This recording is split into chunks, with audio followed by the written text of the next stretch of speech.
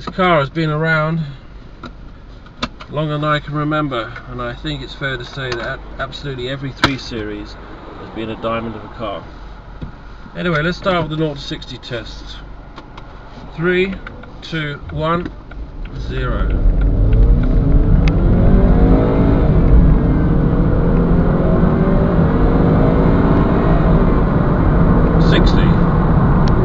Okay, in BMW terms, it's by no means a road rocket as such, but it's fair to say that this is not a slow car.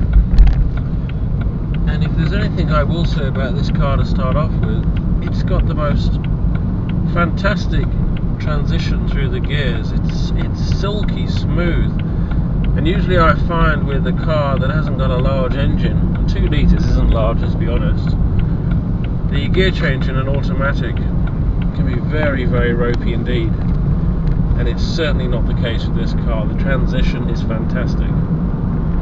Now, just the basics. The rear view vision's perfect, there's no obstruction there at all. The side mirrors, good height and very large, you can definitely see where you've been, no problems there. Instrument cluster, it's actually not obstructed by the steering wheel, which is unusual. Center console, it is basic, and I think you could operate that without taking your eyes off the road once you were familiar with it. However, I personally would prefer dial controls rather than buttons. Now, the steering on this car is wonderful. It's so responsive and it's tight. If I turn the steering wheel, I can feel the wheels moving immediately. I don't get that with a lot of cars, especially brand new cars, which is very strange. Now, with BMWs, especially the smaller ones, it has these wonderful, wonderful steering. Very responsive. Really do feel like you're connecting with the road. There's none of that anaesthetized feeling you get with power steering. BMWs really are driver's cars. Anybody who's driven one will know that. Now, the interior of this car is lovely. Very nicely done, very tastefully done. Sometimes BMWs can go a bit funny with the interiors, like the red and blue ones of the 80s, which are a bit odd. The styling of this car is wonderful. Very neat, very compact, and this particular series doesn't have the double hump here on the dashboard, which I think looks a bit gnarly.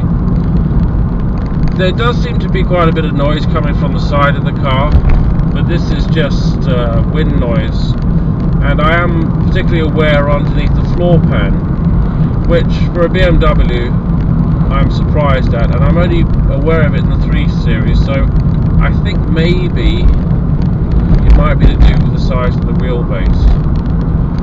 But what a lovely car to drive. I mean, it's effortless. It just goes along, and it's just no jerkiness, no dramatic gear change. It's just smooth, smooth, smooth. It's almost like an electric motor winding up. Now, as I go around the corners, this car just sticks to the road. It doesn't even know it's going around a corner. It's like it goes around the corners like it's squatting. It could almost be on rails. The car flies around the corner without any hesitation at all. These cars stick to the road. They go round as if they're on railway tracks. Now, one thing that seems to be a common feature with BMWs, in fact BMW since the 80s, is the brakes. The braking system on a BMW seems to be world class. Now, I'm going to do a stop now. It's not going to be an emergency stop, it's just going to be a firm brake. 3, 2, 1, and what a delivery of braking. Every caliper is working in perfect synchronization. There is no grabbiness. You have the ability to apply the brakes at a gradual pressure. I think BMWs probably have one of the best braking systems out of all cars on the road, and to be fair, that even tops Mercedes. These BMW 3 Series are fantastic cars. If you're thinking about buying one, you can't go wrong. If you're going to go for an automatic, I would say maybe 2.5 litre upwards if you're with the petrol. It does work with this, but there's another spectrum to the driving experience which you're missing out on.